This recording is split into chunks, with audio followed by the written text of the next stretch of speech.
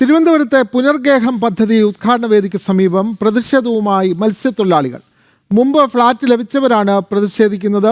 മുട്ടത്തറയിലെ പുനർഗേഹം പദ്ധതിയുടെ ഉദ്ഘാടനം നിർവഹിച്ച് മുഖ്യമന്ത്രി സംസാരിക്കവെയാണ് പ്രതിഷേധവുമായി മത്സ്യത്തൊഴിലാളികൾ രംഗത്തെത്തിയത്. തത്സമയം വിവരങ്ങളുമായി ശാലിനി ചേർന്നു. ശാലിനി, മുഖ്യമന്ത്രിയാണ് ഈ പുനർഗേഹം പദ്ധതി അവിടെ ഉദ്ഘാടനം ചെയ്തത്. അവിടെയാണ് മത്സ്യത്തൊഴിലാളികൾ പ്രതിഷേധവുമായി രംഗത്ത് വന്നത്. കൂടുതൽ വിവരങ്ങൾ.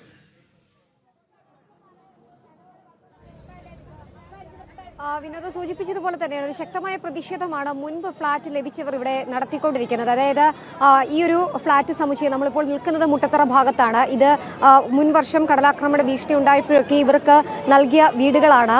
ആ വീടിന് തൊട്ട് സമീപത്ത് തന്നെയാണ് ഈ പുതിയ ഫ്ളാറ്റ് സമുച്ചയം. ഇന്നിപ്പോൾ അല്പസമയം മുമ്പ് മുഖ്യമന്ത്രി ഉദ്ഘാടനം ചെയ്തത് 332 ഫ്ളാറ്റുകളാണ് പുതിയതായി നിർമ്മിച്ച് നൽകിയിട്ടുള്ളത്. ആ നൽകിയ അതേ സമയം തന്നെ മന്ത്രിമാർ അടക്കമുള്ളവർ ഇവിടെ നിന്ന് മടങ്ങുന്ന ആ സമയം തന്നെയാണ് ഇത്തരത്തിലൊരു ശക്തമായ പ്രതിഷേധം ഇപ്പോൾ ഇവിടെ ഉടലെടുക്കുകയും ചെയ്തിട്ടുള്ളത്. ആ പ്രതിഷേധം ഇത്തരത്തിലാണ്. ആ പ്രതിഷേധക്കാർ പറയുന്നത് ഇത്തരത്തിലാണ്: ഇവർക്ക് മുൻപ് ഫ്ളാറ്റുകൾ നൽകിയിരുന്നു, ആ ഫ്ളാറ്റുകൾ ഇപ്പോൾ ചോർന്നൊലിക്കുകയാണ്, അതിന്റെ റെനോവേഷൻ അടക്കമുള്ള നടപടികൾ എടുക്കുന്നില്ല, അത് പൂർത്തീകരിക്കുക, അതിനുള്ള സാമ്പത്തിക സഹായം നൽകുക എന്നുള്ളൊരു ഒരു ആവശ്യമാണ് അവർ മുന്നോട്ട്. ഇത് എന്താണ് ഇപ്പോൾ ഇത്തരത്തിലൊരു പ്രതിഷേധത്തിലേക്ക് നിങ്ങൾ വരുന്ന സാഹചര്യം? പ്രതിഷേധത്തിലുള്ളതായ കാരണം പൊട്ടി ഒഴുകുന്നു, പിന്നെ ബിൽഡിങ്ങിലെല്ലാം ചോർച്ചയാണ്, ഗ്ലാസ് ഒക്കെ മേളിലൊരു ഗ്ലാസ് സിസ്റ്റം ഉണ്ട് വെളിച്ചം വരാൻ വേണ്ടിയിട്ട്, അത് പൊട്ടുന്നു. എല്ലാറ്റേക്കാൾ ഉപരി ഡ്രെയിനേജ് സംവിധാനം മൊത്തത്തിൽ താറുമാറായിരിക്കുകയാണ്. 25,000-ൻ്റെ 2 PVC ടാങ്കുണ്ട്, ഒരു 75,000-ൻ്റെ ഒരു വലിയ ടാങ്കുണ്ട്. അതിൻ്റെ ഫിൽട്ടർ സിസ്റ്റം നഷ്ടപ്പെട്ടിരിക്കുന്നു. അക്കാരണത്താൽ ഡ്രെയിനേജ് വെള്ളം പൊട്ടി ഒഴുകിയിട്ട് കൊതുകും മറ്റും പകർച്ചവ്യാധിയും പലരിലും പിടിപെട്ടിരിക്കുകയാണ്. ഇപ്പോഴും ഒഴുകുന്നത് കാണാം. നിങ്ങൾക്ക് അങ്ങോട്ട് വന്നു കഴിഞ്ഞാൽ അത് കാണിച്ചു തരുന്നതായിരിക്കും. ഇന്നൊരു വലിയ സമുച്ചയത്തിന്റെ ഉദ്ഘാടനം കഴിഞ്ഞ് മുഖ്യമന്ത്രി മടങ്ങിയതുള്ളൂ. അപ്പം നിങ്ങൾക്ക് ലഭ്യമാകേണ്ട സഹായം ഇപ്പോഴും കിട്ടിയിട്ടില്ല എന്നാണ്? ഞാൻ അർഹതപ്പെട്ടതായ പരിഹാരം ഇതുവരെ കിട്ടിയിട്ടില്ല. അതാണ് ഇപ്പോഴത്തെ നിലവിലുള്ളതായ സംഗതി. ചേച്ചിയുടെയൊക്കെ വീടിന്റെ അവസ്ഥ എന്താ? നിങ്ങളുടെയൊക്കെ വീടിന്റെ അവസ്ഥ എന്താ? വീട് പാത്രം കഴുകുന്ന ആ സിങ്കിന്റെ അടിയിൽ 2 പാത്രം വെച്ചിരിക്കുന്ന വെള്ള ചോർച്ച, വീട് പൊട്ടല്, വരാന്തിട്ട കല്ലിലെ ഇഴ വിധിക്കുന്നു. ഇതെല്ലാം പരാതി ഞങ്ങൾ പറയുന്നു. 1 വർഷം കൊണ്ട് ഞാൻ പറഞ്ഞു ഈ കല്ലിങ്ങനെ പൊട്ടിക്കിടക്കുകയാണ്, അത് ശരിയാക്കുന്നു, അതിനെക്കുറിച്ച് നോക്കുന്നില്ല എന്താണെന്ന്. അപ്പം ഞങ്ങൾക്ക് ഇത് എത്രയും പെട്ടെന്ന് ഞങ്ങൾക്ക് ഞങ്ങളുടെ വീട് മെയിൻ്റനൻസ് ചെയ്ത് തരണം. നിങ്ങൾ പറഞ്ഞ് ചാവി അവിടെ കൊടുക്കുമ്പോൾ ഞങ്ങളെല്ലാം സാധിച്ച് തരാമെന്ന് പറഞ്ഞു. അതുകൊണ്ട് ഇപ്പോൾ ഞങ്ങളെ കാണാതെ, ഞങ്ങളെ ഇറങ്ങാതെ, എന്തെന്ന് ചോദിക്കാതെ, ഞങ്ങളെ മത്സ്യത്തൊഴിലാളി എന്തെന്ന് അറിയാതെ പോയി, വണ്ടി വിട്ട് പോയി. അപ്പം ഞങ്ങൾ ഈ കൂട്ടം നിൽക്കുന്നത് എന്താണ്, നിങ്ങൾ കൂട്ടം നിൽക്കുന്നത് എന്നൊന്നും ചോദിച്ചിട്ടില്ല, ചോദിക്കാതെ. അപ്പം ഞങ്ങളുടെ മത്സ്യത്തൊഴിലാളി അത്രയ്ക്ക് തുപ്പലാണ്. ഞങ്ങളെല്ലാവരും ഇറങ്ങാൻ പോണു. ഞങ്ങളെല്ലാവരും ഇറങ്ങി ഒറ്റക്കെട്ടായി അവിടെ മന്ത്രിസഭ ഇരിക്കുന്ന ഇടത്തിൽ ഞങ്ങളെല്ലാം ഒറ്റക്കെട്ടായിട്ട് വന്നിരിക്കും. ഞങ്ങൾക്ക് നേടി തന്നിരിക്കണം ഞങ്ങൾക്ക് മെയിൻ്റനൻസ്. ഇവർ പറയുന്നത് പോലെ ശക്തമായ പ്രതിഷേധമാണ് അപ്പോൾ ഇവിടെ ഉന്നയിച്ചുകൊണ്ടിരിക്കുന്നത്. ഇവർ മുന്നോട്ട് വയ്ക്കുന്ന പ്രധാന ആവശ്യമെന്നുള്ളത് മുൻ വർഷങ്ങളിൽ ഫ്ളാറ്റുകൾ നൽകി, ആ ഫ്ളാറ്റ് നൽകിയ സ്ഥലങ്ങളിൽ പലതും കേടുപാടുകൾ സംഭവിച്ചു, അതിൻ്റെ റെനോവേഷൻ അടക്കമുള്ള നടപടികൾ ഉണ്ടായിട്ടില്ല, കൃത്യമായിട്ടുള്ള നിർമ്മാണങ്ങൾ നടന്നിട്ടില്ല, അവർക്ക് കുടിവെള്ളമില്ല, മറ്റ് വൈദ്യ സഹായത്തിന് പോകാനുള്ള സഹായമില്ല. ഇരുട്ട് മൂടിക്കഴിഞ്ഞാൽ ഒരു 6 മണി 7 മണിയൊക്കെ ആയിക്കഴിഞ്ഞാൽ ഇവിടുത്തെ സ്ട്രീറ്റ് ലൈറ്റുകൾ അടക്കം പെൻഡിംഗ് ആണ്. അത് ലൈറ്റുകൾ കത്തുന്നില്ല, ഈ വെട്ടമില്ല, വെളിച്ചമില്ല, ആകെ ഇരുട്ട് മൂടിയ സാഹചര്യം. അതിൻ്റെ കൂടെ ഇഴജന്തുക്കൾ കൂടിയുള്ള ഒരു പശ്ചാത്തലം കൂടി ഇവിടെ പല വീടുകളിലുമുണ്ട് എന്നുള്ളതാണ് ഇവർ പറയുന്നത്. അങ്ങനെ ഈ മന്ത്രിമാർ അടക്കമുള്ളവർ, മുഖ്യമന്ത്രി അടക്കമുള്ളവർ ഇവിടെ എത്തുമ്പോൾ അവരെ കാണാനൊക്കെയാണ് ഈ ഒരു റെസിഡൻസുകാർ ഇവിടെ നിന്നത്. അതായത് മുൻ വർഷങ്ങളിൽ കടലാക്രമണം ഉണ്ടായ സമയത്ത് പുനരധിവസിപ്പിച്ച ഏകദേശം 300ഓളം വരുന്ന ആളുകളാണ് ഇവിടെയും താമസിക്കുന്നത്. അവരുടെ കുടുംബങ്ങളുണ്ട്, കുട്ടികളുണ്ട്, ഒക്കെയുണ്ട്. പക്ഷേ അവർക്ക് കൃത്യമായിട്ടുള്ള സഹായം ലഭ്യമായിട്ടില്ല എന്നുള്ളതാണ് പറഞ്ഞത്. ഏകദേശം 500ഓളം കുടുംബങ്ങൾ താമസിക്കുന്ന മുൻ വർഷങ്ങളിൽ ഇടത് സർക്കാർ നടത്തിയ പുനർഗേഹം പദ്ധതിയുടെ ഇപ്പോഴത്തെ ശോചനീയ അവസ്ഥയിലാണ് ഈ ഒരു പ്രതിഷേധം ഇപ്പോൾ ശക്തമാവുകയും ചെയ്യുന്നത്. വലിയ രീതിയിലുള്ള വീഴ്ചകൾ സർക്കാരിൻ്റെ ഭാഗത്തു നിന്നുണ്ടാകുന്നുണ്ട് എന്നുള്ളതാണ് അവർ പറയുന്നത്. അതിൻ്റെ ഭാഗമായിട്ടൊക്കെയാണ് ഈ വീടുകൾ നമ്മൾക്കിപ്പോൾ കണ്ടറിയാം ചോന്നൊലിക്കുന്ന സാഹചര്യത്തിലേക്ക് കാര്യങ്ങൾ പോകുന്നു. മഴ പെയ്താൽ ഒരു തുള്ളി വെള്ളം പോലും ഈ വീടിന് പുറത്തേക്ക് പോകുന്നില്ല. അങ്ങനെയൊക്കെയുള്ളൊരു സാഹചര്യത്തിലാണ് ഇത്തരത്തിലൊരു പ്രതിഷേധത്തിലേക്ക് ഇവർ എത്തിയിട്ടുള്ളത്. അമ്മ, വീടൊക്കെ എങ്ങനെ ഇപ്പോഴത്തെ അവസ്ഥ? വീടൊക്കെ അവസ്ഥ എന്ന് പറഞ്ഞാൽ എല്ലാം പൊട്ടൽ, ഇടിയൽ, പൈപ്പൊക്കെ എല്ലാം കംപ്ലൈൻറ്റ്, ബാത്റൂം കംപ്ലൈൻറ്റ്, കഥവാണെങ്കിൽ ബ്ലേബോർഡ് കഥവും വെള്ളം നനഞ്ഞപ്പോൾ എല്ലാം പിഞ്ചാണ് വരുന്നത്. സിമൻറ്റ് കട്ടള ഞങ്ങൾക്കൊന്നും ഞങ്ങളുടെ വീട് പോലെ തന്നിട്ടില്ല. ഞങ്ങളുടെ വീടാണെങ്കിൽ നല്ല അടിപൊളി വീടാണ്, ഞങ്ങൾ കടപ്പുറത്തൊക്കെ വെച്ചിരുന്നത്. അവർ വേണ്ടാതെ ഞങ്ങൾക്കൊരു വീട് ചെയ്ത് തന്നിട്ടുണ്ട്. 7 വർഷമായിട്ട് ഞങ്ങൾക്കൊന്നും ഇവിടെ ഒന്നും ചെയ്തു തന്നിട്ടില്ല. ഈ റോഡ് മന്ത്രി വന്നപ്പോഴാണ് ഇന്ന് മുന്നിഞ്ഞാന്ന് ഈ റോഡ് ഇട്ടത്. 7 വർഷം കൊണ്ട് ഞങ്ങൾ ഇവിടെ അനുഭവിക്കുന്ന റോട്ടിൽ കാലൊടിഞ്ഞവരുണ്ട്, കൈയൊടിഞ്ഞതുണ്ട്, ഡിസ്ക് കംപ്ലൈൻറ്റ് ആയവരുണ്ട്, കുട്ടികളും തള്ളമാർ വീണവരുണ്ട്. അപ്പോൾ ഈ മന്ത്രി വരാൻ വേണ്ടി ഇന്ന് 3 ദിവസത്തിൻ്റെ അകത്ത് റോഡിട്ട്. അതെന്തുകൊണ്ടാണ് മന്ത്രി കുലുങ്ങാതിരിക്കാനും ചരിയാതിരിക്കാനും നിമരാതിരിക്കാനുമാണ് ഉന്നയിക്കുന്നത് തന്നെയാണ്. കാരണം കഴിഞ്ഞ 7 വർഷമായി അവരിവിടെ താമസിക്കുകയാണ്. അപ്പോഴും ഈ റോഡ് ഇവിടെയുണ്ട്. ആ റോഡിൻ്റെ റെനോവേഷൻ ഉൾപ്പെടെയുള്ള നടപടികൾ പൂർത്തിയാക്കിയില്ല. ഇന്നിപ്പോൾ മന്ത്രിമാർ അടക്കമുള്ളവർ, പ്രത്യേകിച്ച് മുഖ്യമന്ത്രി ഉദ്ഘാടകനായി എത്തുന്നു.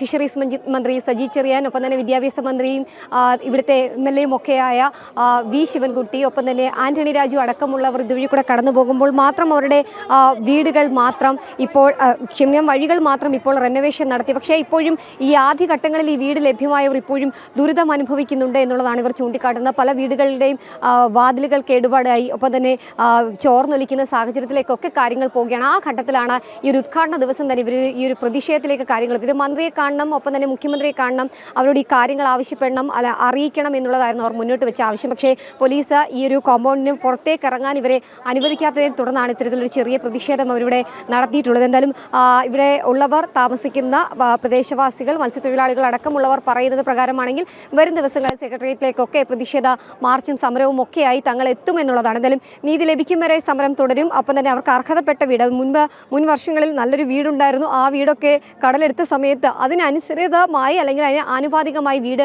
ലഭ്യമായില്ല എന്നുള്ളതാണ് ഇവരിപ്പോൾ ഉന്നയിക്കുന്നത്. എന്തായാലും നിരവധി വീടുകളും ഒപ്പം തന്നെ ഡ്രെയിനേജ് സിസ്റ്റം ഒക്കെ ഇവിടെ പൊട്ടിയൊലിച്ച് മൊത്തത്തിൽ പ്രശ്നമായി ഇവിടെ ജീവിക്കാൻ കഴിയാത്ത സാഹചര്യത്തിലേക്ക് കാര്യങ്ങൾ എത്തുന്നുണ്ട് എന്നുള്ളതാണ് വിനോദ് ഈ ഘട്ടത്തിൽ ഈ മത്സ്യത്തൊഴിലാളികൾ പറയുന്ന പ്രധാനപ്പെട്ട അവരുടെ ആവശ്യം. ഒപ്പം തന്നെ ഫണ്ടില്ല എന്ന് പറഞ്ഞ് ഫിഷറീസ് ഡിപ്പാർട്ട്മെൻറ്റും ഒപ്പം തന്നെ ജില്ലാ ഭരണകൂടവും ഒക്കെ ഇവരെ തഴയുകയാണ്. നിരവധി തവണ അവർ പരാതികൾ നൽകിയിരുന്നു, നിരവധി തവണ നിവേദനവുമായി കളക്ടറേറ്റിലും ഒക്കെ കയറി ഇറങ്ങി MLA കണ്ടു, മന്ത്രിയെ കണ്ടു. പക്ഷേ അവിടെ ഒന്നും കൃത്യമായ നടപടികൾ അവർ സ്വീകരിക്കുന്നില്ല എന്നുള്ളതാണ്. ഇതൊക്കെ ഡ്രെയിനേജാണ്, ഡ്രെയിനേജ് പൊട്ടിയൊലിക്കുകയും ഡ്രെയിനേജിൻ്റെ ശരിയായുള്ള സിസ്റ്റം വർക്ക് ചെയ്യുന്നില്ല എന്നുള്ളതാണ് അവർ ഇപ്പോൾ പ്രധാനപ്പെട്ട ഒരു കാര്യമായി ഉന്നയിക്കുന്നത്. എന്തായാലും ഉദ്ഘാടന ചടങ്ങിന്റെ അവസാന ഘട്ടത്തിലേക്ക് പോകുമ്പോഴാണ് മറുഭാഗത്ത് ഇത്തരത്തിൽ ദുരിതം പേറി ഒരു കൂട്ടം ആളുകൾ ജീവിക്കുന്നു. അവർ ഇത്തരത്തിലൊരു പ്രതിഷേധത്തിലേക്ക് എത്തുകയും ചെയ്തിട്ടുള്ളത്. വിനോദ്, തീർച്ചയായും ഇവരുടെ തകർന്ന വീടുകളുടെ കൂടുതൽ ദൃശ്യങ്ങൾ കൂടി നമുക്ക് പ്രേക്ഷകരിലേക്ക് തുടർ വാർത്തകൾ എത്തിക്കേണ്ടതുണ്ട്.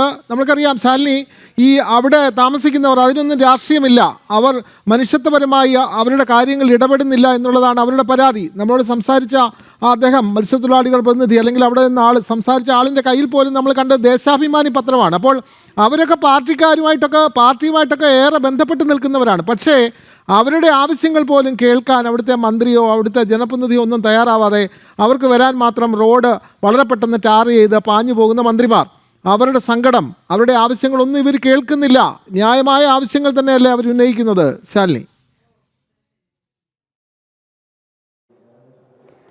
തീർച്ചയായും വിനോദ, ന്യായമായ ആവശ്യങ്ങൾ തന്നെയാണ്. കാരണം ഏകദേശം 500ഓളം കുടുംബങ്ങളാണ് ഇവിടെ താമസിക്കുന്നത്. 500ഓളം കുടുംബങ്ങൾ ഇവിടെ താമസിക്കുമ്പോൾ തന്നെയാണ് അത്യാധുനിക സംവിധാനത്തിൽ തൊട്ടടുത്ത് തന്നെ ഒരു ഫ്ലാറ്റ് സമുച്ചയം ഉദ്ഘാടനം ചെയ്ത്, ആ ഫ്ലാറ്റ് സമുച്ചയം ഉദ്ഘാടനം ചെയ്യുമ്പോൾ അതിനൊന്നും അവർ എതിരല്ല. പക്ഷേ അവർക്ക് നൽകുമ്പോൾ ഇത്തരത്തിൽ ദുരിതം അനുഭവിച്ച് ഇവിടെ കിടക്കുന്ന തങ്ങളെ കൂടി പരിഗണിക്കണമെന്നൊരു ആവശ്യമാണ് ഇവർ ഇപ്പോൾ മുന്നോട്ട് വെക്കുന്നത്. നമുക്കൊപ്പം ഇവിടെയുള്ള മത്സ്യത്തൊഴിലാളികളും ഒപ്പം തന്നെ ഇവിടെ താമസിക്കുന്ന പ്രദേശവാസികളും നമുക്കൊപ്പം ചേരുകയാണ്. ചേട്ടനെയൊക്കെ വീടിൻ്റെ അവസ്ഥ എന്താ? എൻ്റെ വീടിൻ്റെ അവസ്ഥ എന്ന് പറഞ്ഞു കഴിഞ്ഞാൽ ഏറ്റവും ദുരിത അവസ്ഥയിലാണ് പോകുന്നത്. ഞാനിവിടെ താമസിക്കാൻ തുടങ്ങിയിട്ട് 7 വർഷമാകുന്നു. ഇപ്പം നിലവിൽ ഞാനാണ് ഇതിൻ്റെ പ്രസിഡൻറ്റ്, അതായത് ഈ അസോസിയേഷൻ്റെ പ്രസിഡൻ്റാണ്.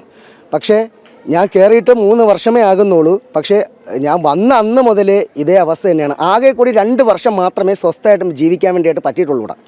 ആ 2 വർഷം കഴിഞ്ഞപ്പോഴത്തേക്കും ഒന്ന് ഈ പറയുന്ന ഈ ഡ്രെയിനേജിൻ്റെ സിസ്റ്റം ഫെയിലാണ്. കാര്യം എന്ന് പറഞ്ഞു കഴിഞ്ഞാൽ ഇവിടെ ഈ കാണുന്ന ഭാഗത്താണ് ഡ്രെയിനേജ് വരുന്നത്, അതായത് അവിടെ നിന്ന് വരുന്ന എല്ലാം ഇവിടെയാണ് വരുന്നത്. ഇവിടെ വന്നു കഴിഞ്ഞാൽ പമ്പ് ചെയ്ത് വേണം കളയാൻ വേണ്ടിയിട്ട്. ഏകദേശം ഒരു മാസം 25,000 രൂപ 30,000 രൂപ അടുപ്പിച്ച് വരുന്നുണ്ട് കറണ്ട് ബില്ല് പമ്പ് ചെയ്ത് കളയാൻ വേണ്ടിയിട്ട്. ഏകദേശം ഇവിടെ നിന്ന് ലൈൻ ഇട്ടിരിക്കണമെന്ന് പറഞ്ഞു കഴിഞ്ഞാൽ 1 കിലോമീറ്റർ ദൂരത്തിനാണ് 3 ഇഞ്ച് പൈപ്പിൽ ഡ്രെയിനേജ് അടിച്ച് കളയാൻ വേണ്ടിയിട്ട്.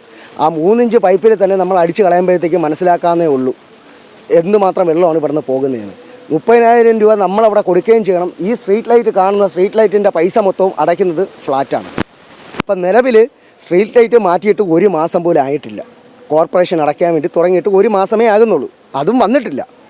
ഇത്രയും കാര്യങ്ങൾ ഞങ്ങളിവിടെ 7 വർഷം കൊണ്ട് ചെയ്തുകൊണ്ടിരിക്കുകയാണ്. ഇപ്പോൾ എടി പിടി എന്നും പറഞ്ഞുകൊണ്ടാണ് നേരെ ഇപ്പോൾ വന്നിട്ട് അവർ വന്നിട്ട് പറയുകയാണ് ഇതെല്ലാം ഞങ്ങൾ ചെയ്തു തരാം. എന്തുകൊണ്ട്? ഈ പുതിയ ഫ്ലാറ്റ് ഉദ്ഘാടനം ചെയ്യാൻ വേണ്ടിയായിട്ട് വന്ന് പറഞ്ഞതാണ്. അത് വിശ്വാസമേ ഇല്ല ഞങ്ങൾക്ക്. എന്തുകൊണ്ടെന്ന് പറഞ്ഞു കഴിഞ്ഞാൽ അത് ഈ ഫ്ലാറ്റ് ഉദ്ഘാടനം ചെയ്യണമെന്നുണ്ടെങ്കിൽ ഞങ്ങളുടെ പ്രതിഷേധം മാറ്റി വയ്ക്കണം. അത് അവർക്കറിയാം, ഓൾറെഡി അവർക്കറിയാം ഞങ്ങളിവിടെ പ്രതിഷേധിക്കും എന്നുള്ളത്. ആ പ്രതിഷേധം വരാതിരിക്കാൻ വേണ്ടിയായിട്ട് അതിൻ്റെ മുൻകൂട്ടി അവർ വന്നുകൊണ്ട് ചെയ്തു തരാമെന്ന് പറഞ്ഞിട്ട് ഇന്ന് വരയ്ക്കും ആ ഒരു കാര്യം നല്ലതുപോലെ ഞങ്ങൾക്ക് ചെയ്തു തന്നിട്ടില്ല.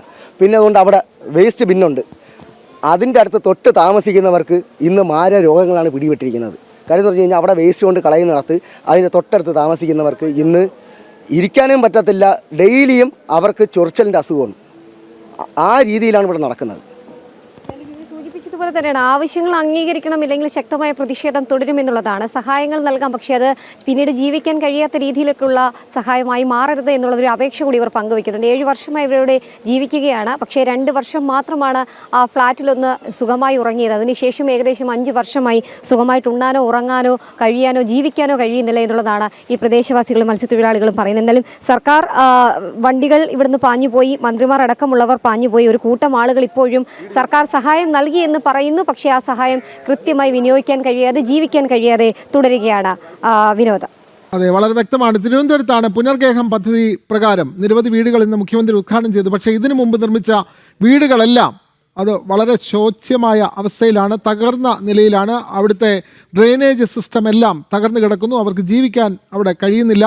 മുട്ടത്തറയിലെ പുനർഗേഹം പദ്ധതിയുടെ ഉദ്ഘാടനം നിർവഹിച്ച മുഖ്യമന്ത്രി അടക്കമുള്ള ആളുകൾ മടങ്ങുമ്പോഴാണ് അവിടുത്തെ മത്സ്യത്തൊഴിലാളികൾ പ്രതിഷേധവുമായി രംഗത്തെത്തിയത്. തത്സമയം വിവരങ്ങൾ നൽകുകയായിരുന്നു ശാലിനി.